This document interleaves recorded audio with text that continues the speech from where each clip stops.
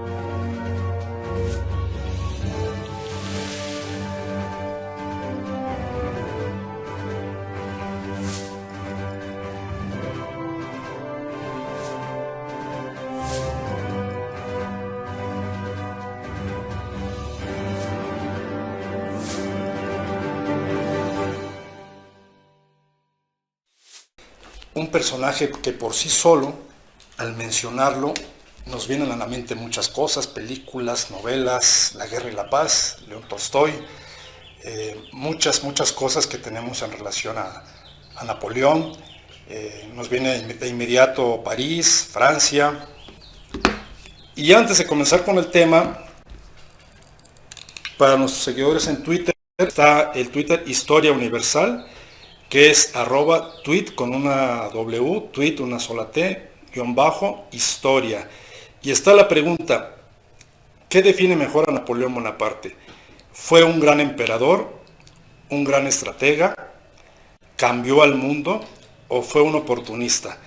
Hasta ahorita el 57% nos dice que fue un gran estratega. Cambió al mundo un 29% y fue un gran emperador, sin embargo está en 14%. La mejor opinión es la de usted, pero déjenme platicarles algunas cosas de este gran personaje y comenzar con unas anécdotas que he tenido la fortuna de tener a través de pisar tierras en el extranjero. Recuerdo hace ya 19 años, por ahí del 2000, tuve la oportunidad de visitar París y la tumba de Napoleón en Les Invalides. Es un mausoleo enorme, circular, donde está el centro, la tumba de Napoleón. Desde entonces, de alguna manera me embelesó el personaje. ¿Qué hacía ese hombre ahí solitario y por qué se había muerto lejos y había sido, de alguna manera, pues, proscrito o encarcelado en una isla, en Santa Elena? Y ahí estaba. Es un momento precioso, impresionante. Que por cierto, ahí está también su hijo Napoleón II, que solo vivió hasta los 21 años, hijos de María Luisa, de los Habsburgo, que se dice, pero no hay manera de comprobarlo, hay por ahí una teoría de que pudiera ser el papá de Maximiliano, nuestro Maximiliano de Habsburgo. Digo nuestro porque ya es parte de nuestra historia. Todas esas cosas están allí en la tumba, que es algo formidable. Otra anécdota que tengo que platicarles respecto a esto. Como ustedes saben, invade España, 1808, con el pretexto de tener salida a Portugal y tener las costas y competir con Inglaterra. Todo en ese tiempo era competencia, los imperios estaban en apogeo, en crecimiento, algunos ya en decadencia como el otomano.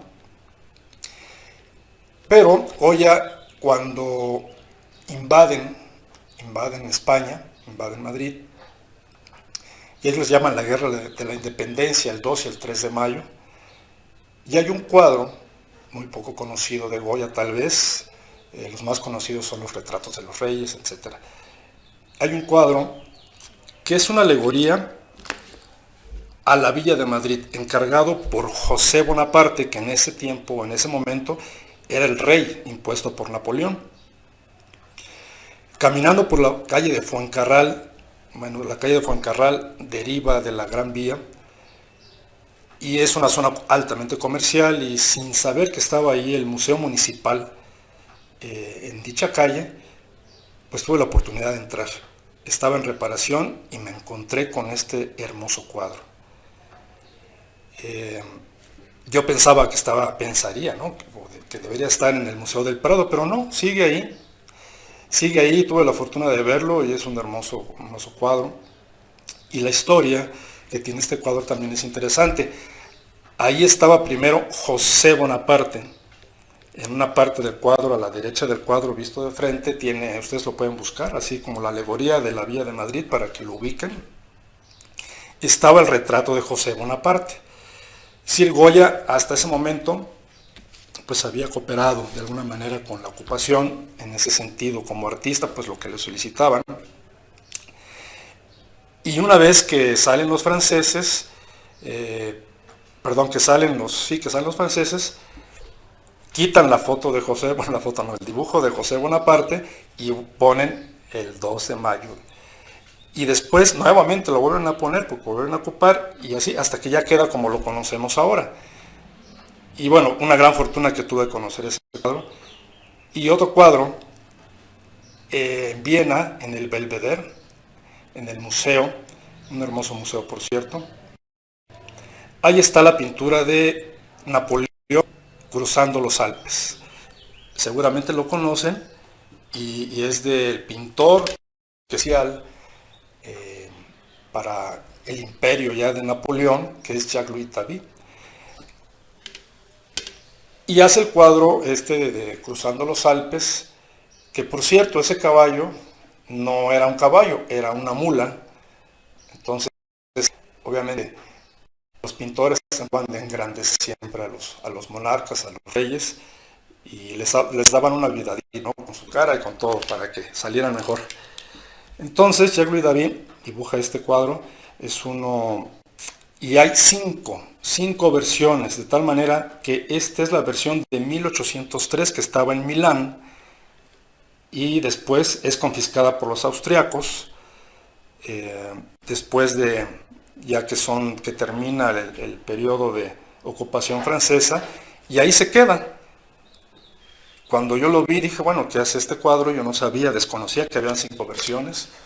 Este debía estar en Francia, pero es una de las 5 versiones que hay de Jacques-Louis David, de Napoleón cruzando los Alpes. Comenzamos con estas anécdotas, y bueno, todo un personaje, como digo, y vamos a ver qué antecedentes tiene. Pero antes de eso, decirles que, bueno, como saben, él es corso, nace en Córcega el 15 de agosto de 1769 y muere en Santa Elena, exiliado el 5 de mayo de 1821, a la edad de 52 años. Después son trasladados sus restos y ya como les platiqué, queda en Les Invalides en 1840. Después de ser de alguna manera odiado por algunos o por muchos, los monárquicos que querían de vuelta la monarquía, después de que Napoleón fuera el continuador de la revolución, hasta que él acuña su frase que dice: la revolución soy yo. Y de alguna manera parafraseó a Luis XIV, que dijo: el Estado soy yo. Entonces, bueno, frases tenemos muchas, ahorita las vamos a comentar, esta es una de ellas. Entonces, deja todo un lado para su muerte, que es por donde quisiera comenzar. Como ustedes conocen, el Código Napoleónico, que hasta nuestros días, un código que sigue de alguna manera pues vigente en muchas naciones, incluyendo nuestro país. Es la base del derecho para muchísimos códigos y partes de las constituciones que se escribieron después. Es decir, fue un reformador, para muchos un oportunista. Definitivamente Napoleón pues nació tal vez con alguna estrella, digamos, pero a quien le debe su éxito dicen que es a Leticia, que es su madre, que lo supo educar con una cuestión muy estricta, les hacía pasar hambres, trabajar, etc.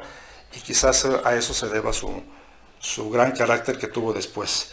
Crea el Banco de Francia, el cuerpo de funcionarios de Hacienda, los liceos, que para entonces eran dedicados a cierta élite que tenía que estudiar y ser los nuevos científicos, los nuevos creadores de una sociedad que estaba cambiando.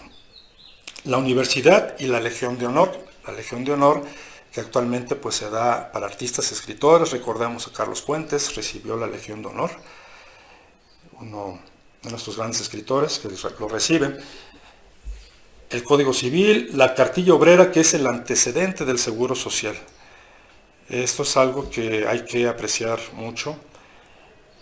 Así como la medicina, impulsa principalmente la obstetricia.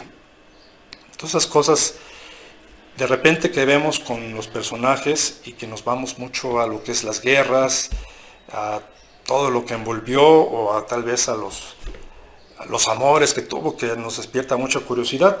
Pero en realidad, primero quise enfocar todo lo que logra.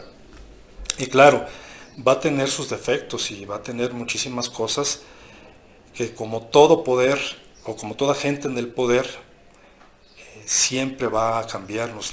El hombre que llega al poder no se hace tirano, no se hace un emperador, se hacen en el camino la mayoría de las veces. Aunque también podría creerse que algunos llevan esa intención. De ahí la frase de Lord Acton, este pensador y filósofo inglés, que dice: el poder tiende a corromper y el poder absoluto corrompe absolutamente. Y esto es para dejar ver también que, así como tiene grandes aciertos, pues el poder de alguna manera le nubló de alguna forma el pensamiento a Napoleón, y sabemos el final. Pero bueno, sigamos con los cambios que hubo en Europa. Se forman, después de esto, hay una efervescencia nacionalista y va a dar origen a los estados nacionales. Para entonces, él ya había formado 34 estados, lo que llamaríamos estados alemanes. En ese tiempo eran prusianos, todo lo que es el norte de Alemania. Él los organizó. Entonces, si un antecedente tiene Alemania como Estado-nación, es precisamente esto que hizo Napoleón. Después de la firma en Austria, con el tratado que escriben después de que Napoleón abdica y es derrotado en Waterloo, poquitos días antes de la batalla de Waterloo estaban ya en este Congreso de Viena y ya estaban estableciendo estos límites. Regresan todo el mapa de Europa casi no se mueve mucho. Regresa a Francia con sus antiguas propiedades, pierde el Piamonte, que ya había conquistado Napoleón, y la parte de los estados alemanes, pero surge este nacionalismo, y va a venir Italia también, después con un fervor nacionalista que se va a desarrollar posteriormente, más adelante en el siglo XIX, por ahí de 1940, 50, 60, y después con Napoleón III también, que es sobrino de Napoleón, por cierto, ¿no? hijo de Luciano. Vamos con más datos. Es el creador del Palacio del Louvre, no, ya estaba el Louvre, pero es el que hace ese museo, y ahí es donde, bueno, viene la parte de donde sus detractores pues dicen pues que prácticamente expolió todas o muchas obras que fueron a dar al Museo del Louvre. La que no pudo estar ahí es la piedra Rosetta, que es la piedra que le encuentra un soldado francés cuando van a Egipto, en la campaña de Egipto, por ahí de 1798, 99, y encuentran esta piedra que es con la que pueden descifrar todo el lenguaje egipcio. Parte estaba en griego y parten de ahí para descifrar todo lo que nos querían decir los egipcios. La egiptología comienza ahí. En esa campaña se lleva un grupo de científicos bastante capacitados, y después Champollion, que es un gran historiador, él es el que descubre todo esto de la piedra Rosetta y dice, bueno, ¿por qué no está la piedra Rosetta en Louvre? Porque en la campaña napoleónica en Egipto, él tiene que salir ahí dejando 30,000 de sus soldados, cosa que es imperdonable dejar a su gente ahí. Sabemos qué habrá pasado con ellos.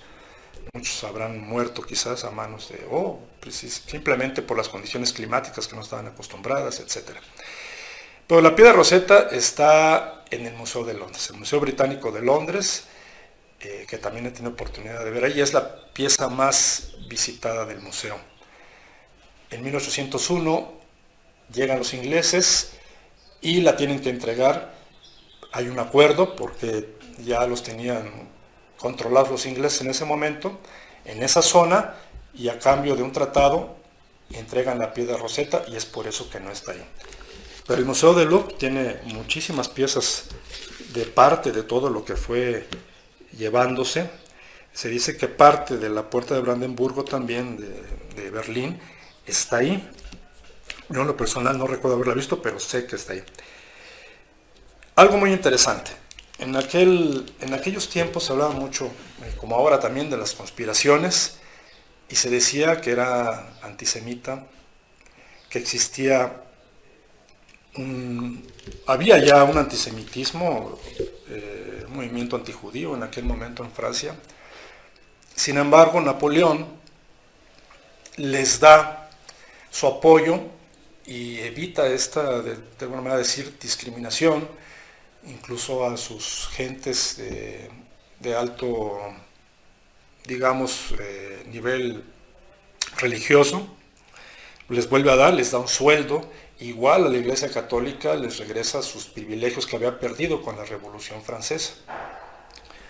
Todo esto es lo que, bueno, es un gran aporte, digo yo, de Napoleón, dentro de todos sus equívocos. Esto es un gran acierto. Y da origen al liberalismo que después es bloqueado por el Congreso de Viena, y que ya ese liberalismo ya no lo ven como ellos querían, porque ellos eran monárquicos. Francisco II de Austria, Federico II en Alemania, el zar también, Alejandro I, pues todos ellos eran monárquicos, y todos, por cierto, católicos. Entonces, a ellos no les gustó mucho. Realmente, después del Congreso de Viena, pues ellos se oponen a ese liberalismo, y después de haberlo derrotado con esta sexta coalición en Waterloo, pues ellos dicen no. Pero de alguna manera siembra la semilla para el liberalismo. Vamos a hablar un poquito otra vez vamos a regresarnos un poco, es una de sus grandes aportaciones. Hace puentes, esa forma de la calle que nosotros conocemos, que es ligeramente curva recta en el centro y curva al final, él lo implanta, crea puentes, restaura iglesias, es decir, tiene una visión futurista, y gracias a eso pues podemos apreciar muchas cosas del imperio napoleónico. Vamos a hablar un poco de sus antecedentes. La Revolución Francesa, y antes con la Ilustración, con Diderot, D'Alembert, Voltaire, Rousseau, fueron los que sembraron la semilla para la Revolución Francesa, pero también en Napoleón, que los llegó a leer, era un hombre que sí, digamos, no, quizás no una cultura elevadísima, pero sí un hombre que se preocupaba. Se dice que en su adolescencia un joven muy aislado, prefería estar estudiando, estar inventando cosas, leyendo. Era un buen alumno de matemáticas, de ahí que fuera un gran artillero. Para ser un buen artillero se necesitan matemáticas, calcular la parábola para saber dónde va a caer la bala del cañón. Entonces era Napoleón en sus años de estudiante. Él percibe y él recibe toda la influencia de los ilustradores, los grandes ilustrados. Claro, la Revolución Francesa que acaba con la monarquía. Después de esto, de recibir esta influencia, pues tenemos un Napoleón ya más formado, ya 18 o 20 años, sabía perfectamente lo que él quería, era continuar la revolución, hasta antes de decir que él era la revolución, ¿verdad? Entonces, en esos años, después de esta influencia, vamos a tener al Napoleón que se va encumbrando más y más en el poder, y hasta que empiezan las grandes batallas. Las grandes batallas, como el sitio de Tolón, que lo tienen dominado los ingleses, y él interviene. Es su primera batalla, digamos, que dicen que a lo mejor pudiera haber hecho cualquiera, pero le tocó a él. De ahí se va con la campaña de Sicilia con la Italia, Egipto, y la gran batalla, Austerlitz, 2 de diciembre de 1805. Se dice que todos los franceses llevan una batalla de Austerlitz dentro, y de alguna manera pues es evocar a Napoleón. Esa gran batalla la gana con menos hombres, la gana a los austriacos y a los rusos, y es la batalla que prácticamente lo va a definir prácticamente en todo, ¿no? Es su gran batalla. Después vendrán otras, pero ya no serán las mismas como toda esta época de boato en que él se casa con Josefina, como sabemos, que después se va a divorciar, porque al parecer era estéril. Resulta, parece que no, porque después tiene hijos Josefina, pero al final de cuentas se divorcia y se casa con María Luisa, hija del emperador Francisco José. Estos son los cambios que producía en Europa. Vámonos un poquito con las frases antes de continuar con batallas y demás datos históricos. Y hay unas muy buenas. Dice, puedo permitirme el lujo de perder un hombre, pero no de perder un minuto. Para él era importantísimo. Trabajaba 18 horas al día, los 7 días de la semana. En Malmaison, que era la campiña o la casa de descanso que había comprado Josefina, por cierto, mientras él estaba en campaña, ahí era donde el imperio trabajaba en el verano, porque ahí se quedaba.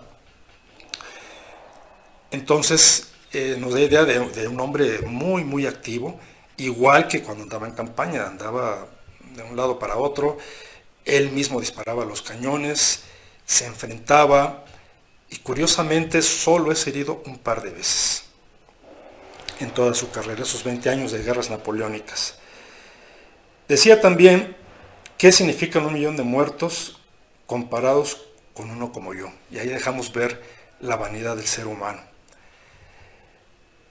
La suerte no existe, en cambio sí la buena estrella, y yo confío en ella. Él decía que la suerte era como trabajarla, es decir, no esperar que llegue, tenemos que trabajar con esa suerte o con esa estrella que tenemos. Las tempestades nos han hecho perder algunos navíos después de un combate librado imprudentemente. Se refería a una batalla a la que habían perdido en Trafalgar. Y hacía alusión a una frase de Felipe II cuando la Armada Invencible contra Inglaterra le había pasado algo similar. Está en la naturaleza y la fuerza de las cosas, el continuar la lucha del pasado con el presente. Es algo muy histórico, muy real, es una gran frase. Y también dice, no hay secreto en la guerra, hay que moverse y hacerlo rápidamente. Él leyó a Maquiavelo e hizo una notaciones o anotaciones en el del libro de Maquiavelo, cosa que existe ese libro, por cierto. Y esta que es la más me gusta, dice, las únicas conquistas que no dejan resentimientos son las que son seguidos por la ignorancia. Y también hay una que la única batalla que ha tenido que ganar enfrentándose es la que se mujeres, ojalá huyendo, pero no, también muy. Y hablando de curiosidad, unos datos curiosos. Se dice que Napoleón duerme en la pirámide de Egipto. Parece que hay datos que hacen indicar que sí efectivamente durmió en la pirámide, quería saber qué se sentían. Y por cierto, ahí les dijo, desde la punta de la pirámide, 40 siglos nos contemplan, les dijo a sus soldados. Y decidió dormir ahí. Y ahí hay una leyenda que se llama el espectro rojo, que dice que es una especie de fantasma que al parecer era trágico, pero con él tuvo una relación muy buena. Parece ser que en lugar de perjudicarlo le ayudó. Por ejemplo, a Catalina de Medici tuvo su visión de este espectro rojo y que le fue muy mal. También dice que se aparecía en las tulaguís o las tullerías. Se aparece también a Luis XVI. Y bueno, sabemos cómo acaba Luis XVI, decapitado. Ese era el espectro rojo que al parecer con Napoleón pues tuvo un buen trato. Obviamente esto es una leyenda, pero es un dato curioso que no quise dejar de comentar. Carlos Bonaparte, o Carlo Bonaparte, su padre, muere de cáncer de estómago. Mucho se ha dicho si Napoleón murió envenenado con arsénico, que es algo también, es un mito que creo yo que ya está resuelto. Sí murió de cáncer de estómago. Su papá murió de cáncer de estómago, que comenzó con una gastritis, una úlcera, igual Napoleón ya en la isla, lógicamente, de Santa Elena. Pero como estaban los ingleses en ese momento ahí, ellos los que controlaban la isla, se pensó en un momento dado que lo habían envenenado con arsénico, porque cuando se le hicieron estudios, encontraron arsénico en el cuerpo de Napoleón. Pero resulta que en esa época era muy común el arsénico como un estilo. De manera que en esa época, si se hicieran necropsias o si se hacían exhumaciones, se encontrarían esas cantidades de arsénico que también encontraron en Napoleón, pero no quizás para matarlo. Lo que sí es un dato histórico y no tiene mucho tiempo que se volvió a abrir la tumba y se dio el parte de que era cáncer de estómago.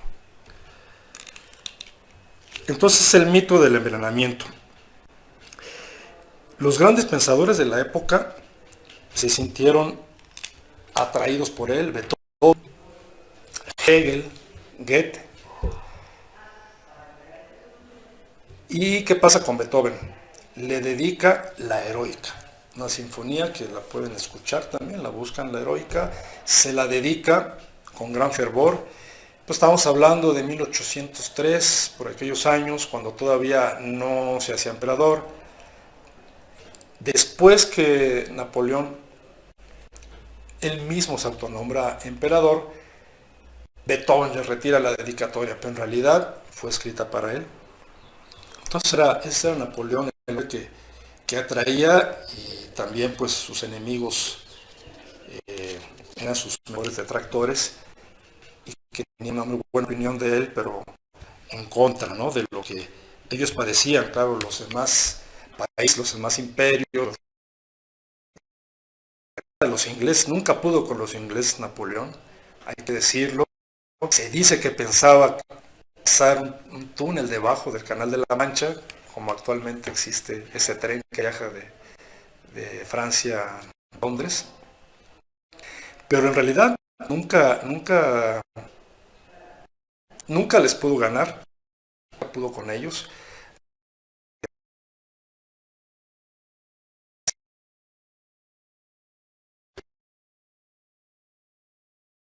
Era siempre así y no era, perdón, la excepción. Entonces, con 120 navíos bien entrenados,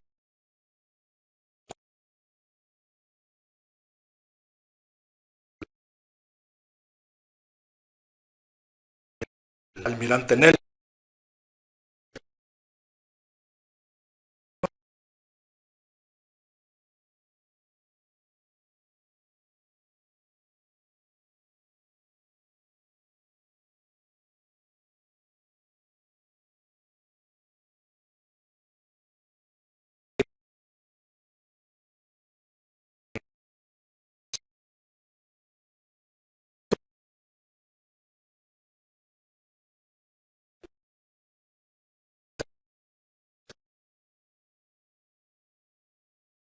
más de 100 heridos,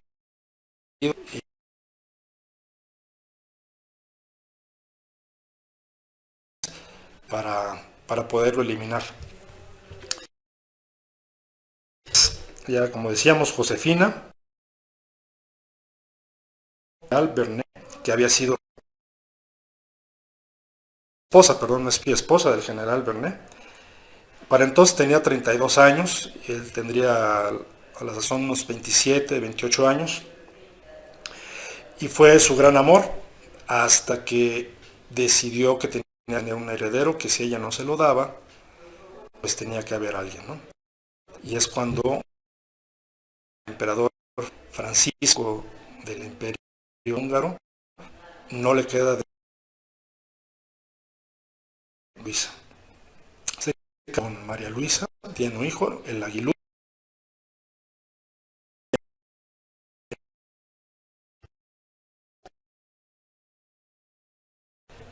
el emperador de Roma, o el rey de Roma, perdón. Entonces, bueno, esto es sus mujeres, parte de la vida amorosa que tuvo. Se dice que sí tenía muchas relaciones extramaritales, muchas pues quizás no quedaron en la historia contabilizadas. María Walesa, la polaca, se dice también que tuvo un hijo, no se sabe bien de qué pasa con ese. Y lo que hace un momento que se cree que Napoleón II, estando por vienesa, se insinúa que con Sofía de Baviera, que va a ser la mamá de Francisco José, el continuador del Imperio Austrohúngaro y hermano de Maximiliano, que llegaron a un romance y que pudiera ser que de ahí Maximiliano, ¿no? El aguilucho, cosa que queda como el mero mito, no hay nada que lo compruebe. ¿Qué pasa con Napoleón? Pues grandes batallas, pues grandes errores también. Como decía, en 1808 invade España y dicen que es el gran error.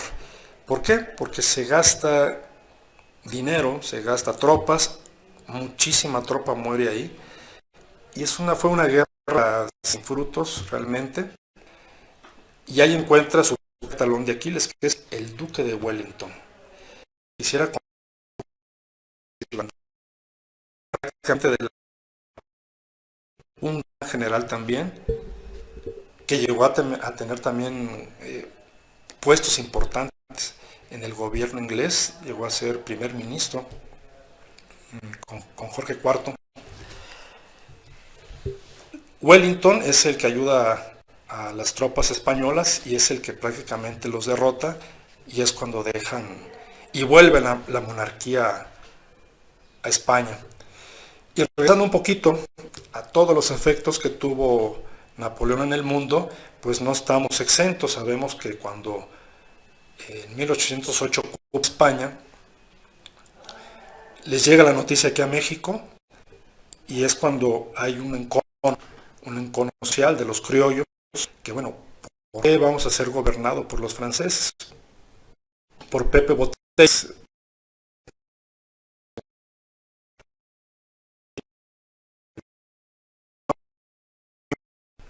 Pero en el caso es que aquí también llega a afectar todo eso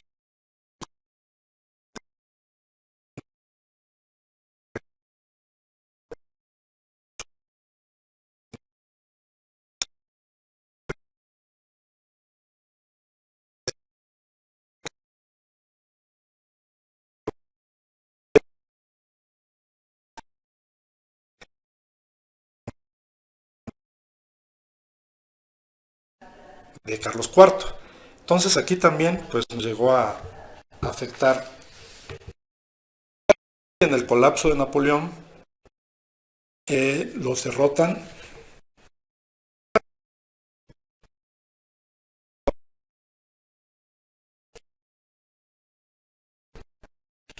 y bien ahí lo pudieron haber enviado lejos.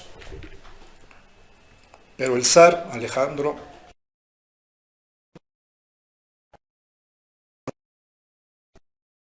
cierta identificación o en algún lugar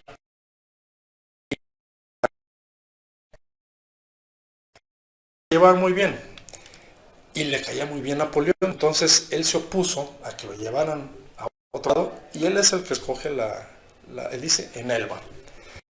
Está 9 meses, se dice también que no le llega la pensión que debería de vivir Napoleón, que eran y no este hombre en cualquier momento, sino 20 años en guerras, un hombre curioso, un hombre intrépido, pues en una isla no se iba a hallar y menos sin dinero. Son los 9 meses y parte de los famosos 100 días, los últimos 100 días de su gobierno, porque pasa por Antibes, llega a Francia, terreno francés, llega a París, por ahí de los días de marzo de 1815, y son los últimos 100 días de su gobierno. La gente lo recibe con vítores, aplausos, lo abrazan, es el gran emperador y vuelve a formar otro gran ejército, de una manera que ya iban cerca de 700 muertos, 800,000 muertos en todas sus campañas, llegó a tener más de 1 millón de muertos en las campañas, hasta que llega Waterloo. Entonces se vuelve a encontrar, ¿con quién creen? Con el duque de Wellington, que es su talón de Aquiles, y ahí, en esa gran batalla, tenemos el ocaso de Napoleón.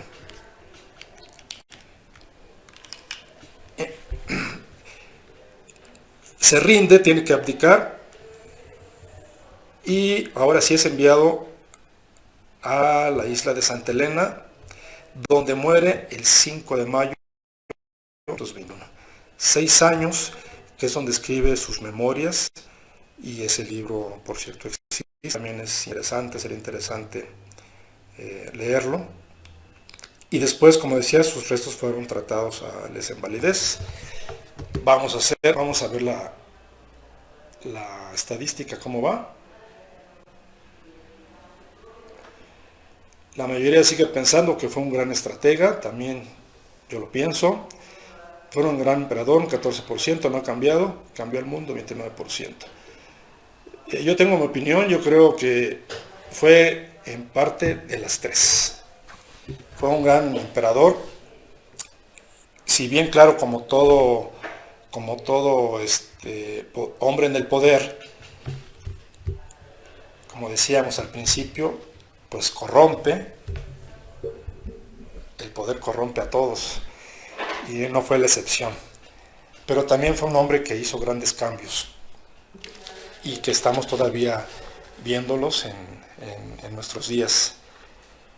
También su familia pues tuvo gran parte de nepotismo. José Bonaparte, como decía, España, su hermano Luis en Holanda, Luciano, todos ocuparon de alguna manera, y hay descendientes todavía de la familia, obviamente no de Napoleón, pero sí de los hermanos de Napoleón. Entonces, podríamos,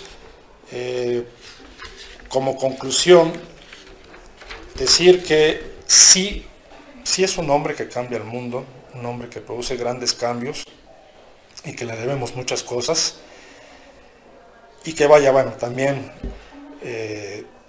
dentro de todo su accionar o todo actuar, pues también tuvo cosas negativas, cosas que sobre todo en ese momento, pues ya los demás imperios estaban muy incómodos hasta que sucedió lo que sucedió.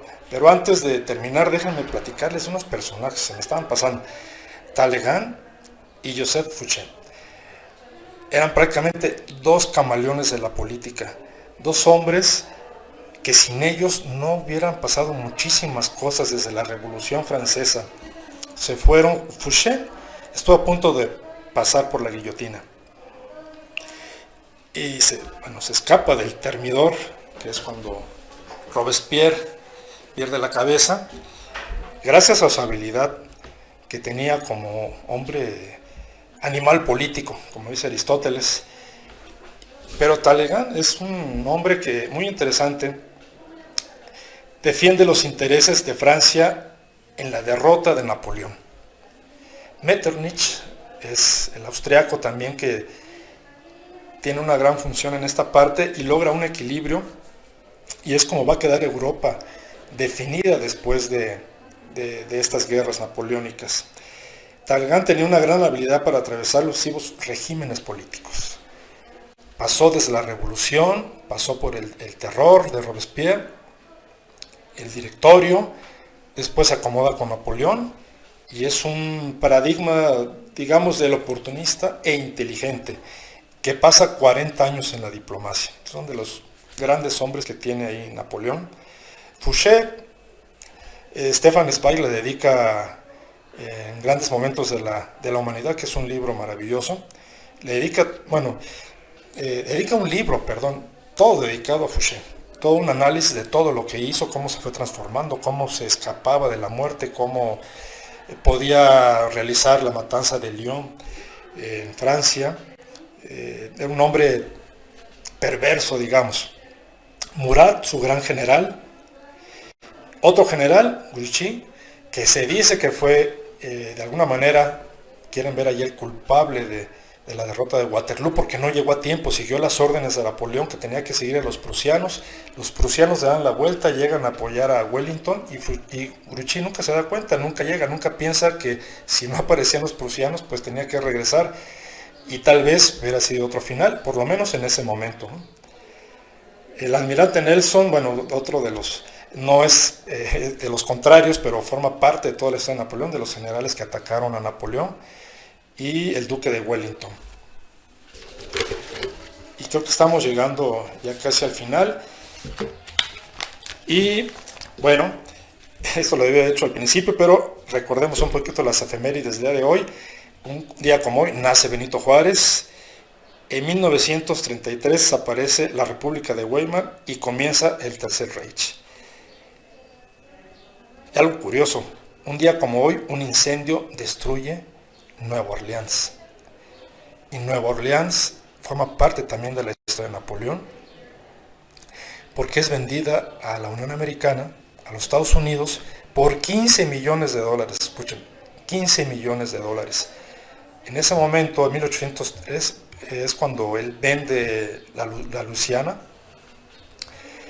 Lo que quería él, ya no tener, que los ingleses no tuvieran ese acceso, y antes de perderlas o de que la invadieran, prefería que fuera un dique geográfico para los ingleses, que los ingleses podían llegar en cualquier momento y conquistar ese territorio, de tal manera que Luisiana no es lo que conocemos ahora, todo el norte, Arkansas, toda esa parte norte, centro-norte de Estados Unidos, fue un terreno enorme, pero para él en ese momento fue hacer una transacción económica, y bueno, pues sabemos ahora que Luisiana pues es Estados Unidos y es un gran estado de la Unión Americana. Entonces tenemos tiempo todavía. Bueno, podemos comentar algunas cosas todavía más. Bibliografía que les podría recomendar. Está La Guerra y la Paz, de León Tolstoy. Una biografía también de Napoleón, de Alejandro Dumas o Alejandro Duma, que es escrita, pues en el siglo XIX, muy reciente todavía después de las guerras napoleónicas, y es una visión diferente quizás a la que pudiéramos tener ahora nosotros. El Príncipe de Maquiavelo, comentado por Napoleón, y Momentos Estelares de la Humanidad, que es un libro que yo recomiendo mucho, de Stefan Zweig, un autor que en lo personal me gusta mucho, que habla precisamente de la derrota en Waterloo, y dedicado al general Grouchy, que de alguna manera culpa de la derrota de Napoleón. Pues eso es todo, amigos, espero que hayan disfrutado este tema y nos vemos aquí muy pronto en Ecos de la Historia. Muchas gracias.